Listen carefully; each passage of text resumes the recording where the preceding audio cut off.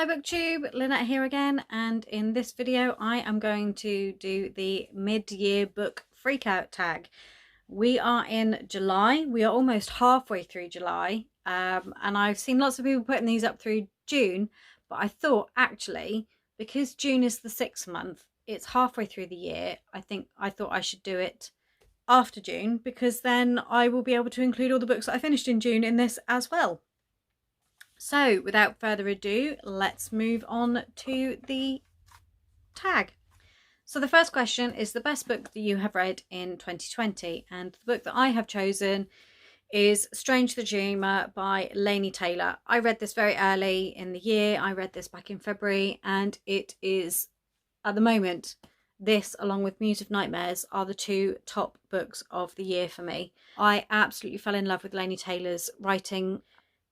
There was something so lyrical and musical and just dreamy about the writing style that I absolutely fell in love with it. It's about a boy, Laszlo, who's grown up hearing about this city called Weep and reading about it and researching it, and he has a dream of going there, and he finally as a young man gets the opportunity, and it's what happens when he arrives in Weep. Thoroughly recommend it. It's a great YA book. I really enjoyed it. I think this would appeal to a lot of different people. So I do thoroughly recommend it. They were solid 4.5 stars for me, both this and Muse of Nightmares. And I did thoroughly enjoy them and thoroughly recommend them. The second question is the best sequel you have read this year, and no prizes for guessing correctly, but it's Muse of Nightmares by Laini Taylor. Again, the story just continued on from there, from Strange the Dreamer, and again, her writing style is just so beautiful that I absolutely fell in love with it, and I really enjoyed these. As soon as I'd finished Strange the Dreamer, I couldn't wait to get on to Muse of Nightmares to find out how the whole thing wrapped up, and to find out the answers to all of the mysteries that started in Strange the Dreamer. So like I say, it is a brilliant series. Both these books are very good, and I do thoroughly recommend them to anyone who is, I'd say 15 plus, because there are some sexual overtones in this towards the end of this one, and then right the way through this one. But yes, if you've got a reader 15 and over who is open to those, give them a go, because they are really good. Really do thoroughly highly recommend those. The third question is a new release book that you have yet to read, and for me this is Hard to Handle by Kay Bromberg. Kay Bromberg is one of my go-to romance authors. As soon as she releases a book, I buy it. Don't always read them straight away, but I do absolutely love her writing style. She's very good at writing main characters who are very flawed, who have very complex and difficult pasts, and she's very good at setting those out so that in a way that you can relate to, even if you don't have any experience with that. And she does it in a way you fall in love with her main characters, and you can't help but root for the couple and want them to get their happy ever after. I'm not really sure who the main couple is in this one. I know it's a sports-based romance. I'm hoping to get to it very soon. I'm hoping to find a reason to read it very soon. I don't like to leave her books hanging around on my Kindle for too long. But again, another author that I highly recommend. Question number 4 is your most anticipated read for the rest of 2020.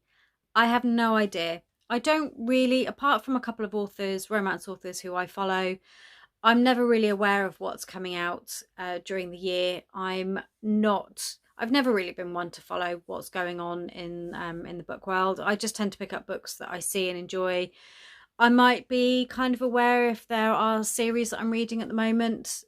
Like I say, I've got the last question, Kay Bromberg. I know she's got a couple more, at least one more book coming out this year.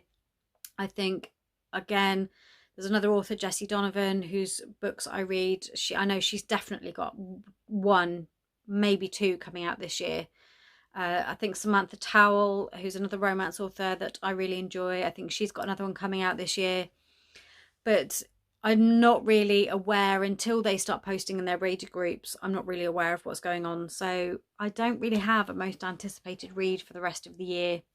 Question number 5 is your biggest disappointment of 2020 so far. And I have to say that unfortunately this is The Leopard Prince by Elizabeth Hoyt. I went into this with quite high expectations, I think, maybe too high, but I really struggled with it and I didn't enjoy it. I think it was maybe a 2.5 up to 3 stars. And I think I'd really enjoyed her previous book that I'd read, The Raven Prince. It's a short series of books. And I think I kind of went into this with too high expectations and it didn't really gel with me. There was too much with it. I found too many faults with it, I think, in the end. So it wasn't that great a read, and I did decide that I probably won't pick up any more of her books in future. Question number 6 is the biggest surprise of the year, and for me that is Lancelot by Giles Christian.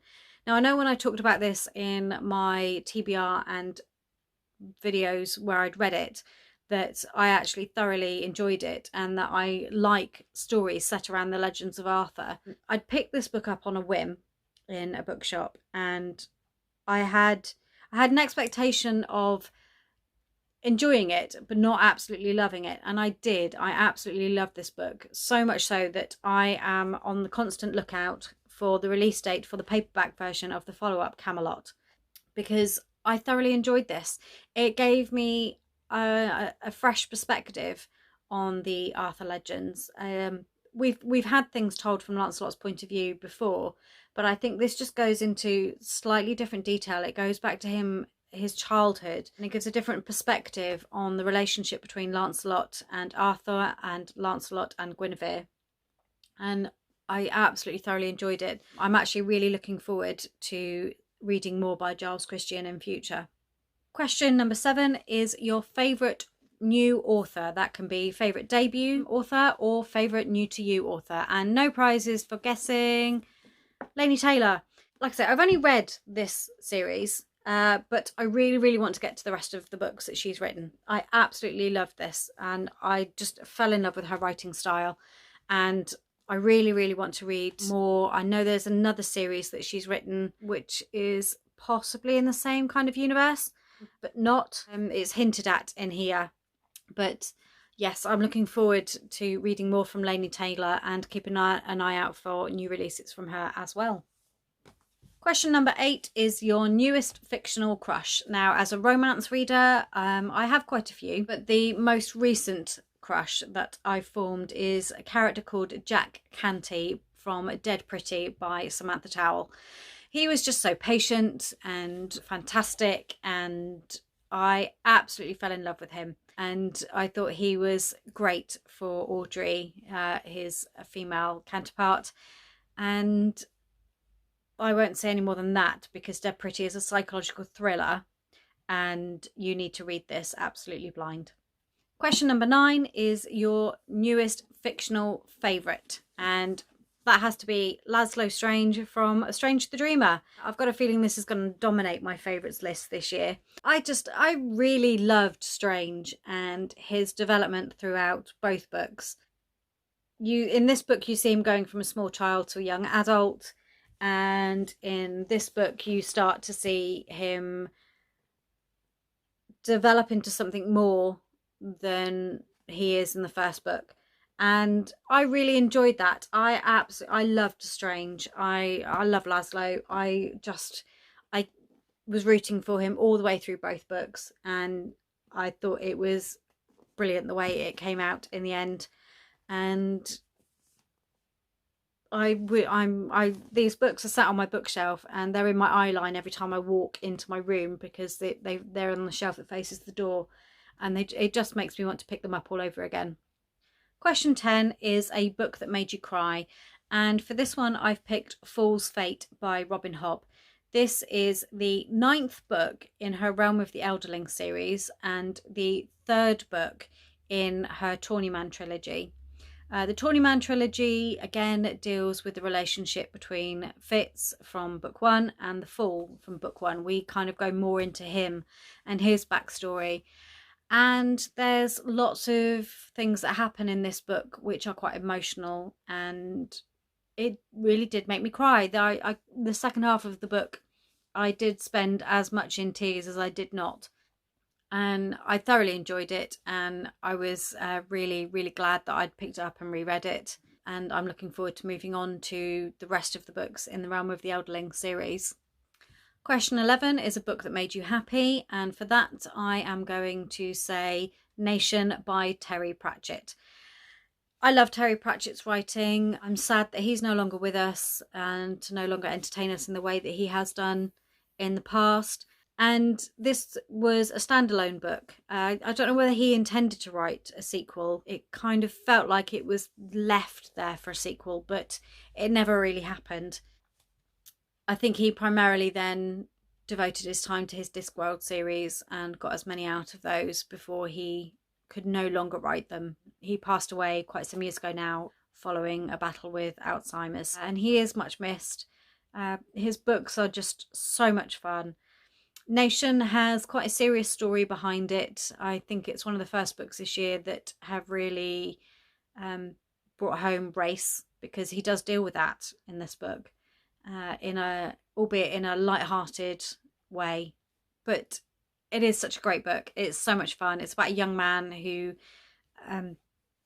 is becoming a young man, and a young woman who is becoming a young woman, and it's a love story, and it's a story about family and found friendships, and it's just so much fun. And I think it's a brilliant book, and I think it's a very good book, especially for young readers as well, because that's the age group that he aimed at, and I think he did a very, very good job with that. Question 12 is the most beautiful book you have bought or been given this year. So I have a couple here. I have quite a few. I'm torn. So I absolutely love the covers for the Strange the Dreamer duology. I much prefer the hardcover copies than these, but these have grown on me a little bit. Then I have Lancelot. I picked this up because the gold spine caught my eye, and then when I took it off the shelf and saw the raven on the cover and the horses, it really, really is eye-catching, and loved that one. Two recent books acquisitions that I really picked up: The Binding by Bridget Collins. I think this is one where it's about an apprentice bookbinder who finds his name in a story, and people put things in books to forget them. So that's quite intriguing. But I've seen it about YouTube, but it never really caught my eye. And then I was trying to find a different book, actually. I was trying to find a copy of Where the Crawdads Sing, and this book was on the shelf instead. So I picked this one up. It really, just that colour blue just really stands out. And then all the floral embellishment around it, which makes it look quite, I don't know, it makes me think of the 1800s, 1700s, 1600s, that sort of time period. I don't know why. But yes, thoroughly love that one. One I've received in a book box is The Short Knife by Erin Caldecott. Again, just very eye-catching. Obviously the girl reflected above. It just really did catch my attention. So I'm looking forward to picking that one up. And then finally, the most recent of my acquisitions, and I love these covers regardless, but that is the Slytherin edition of Harry Potter and the Order of the Phoenix. I've got all the Slytherin editions so far, and this one came out in June. I don't tend to read these. I still tend to read my ebook copies or my original paperback copies, although I don't really, I go more towards my ebook copies now than my paperback copies because I don't want to ruin them. But I just love these copies. I just love these copies. I buy the Slytherin editions because I have been sorted into Slytherin House multiple times. I don't think I've taken a test yet where I haven't come out as Slytherin. So I absolutely adore these covers. I've only got them in the hardback. I'm toying with the idea of getting the paperback versions as well. But when I tell people that I have something like 8 or 9 editions of the first book, people tend to look at me as if I'm a bit mad. probably am. The final question, question 13, is which books do you need to read by the end of the year? Too many? I'm almost up to 600 unread books, and I really need to bring those down. So I've got lots and lots of books that I need to read by the end of the year. I don't think I'll get to many, but I will give it a go. What about you? How are you doing this year? How can you relate to anything in this tag? Any comments, leave them down below. If you like this video, please like and subscribe to the channel, and I will speak to you all again soon. Bye.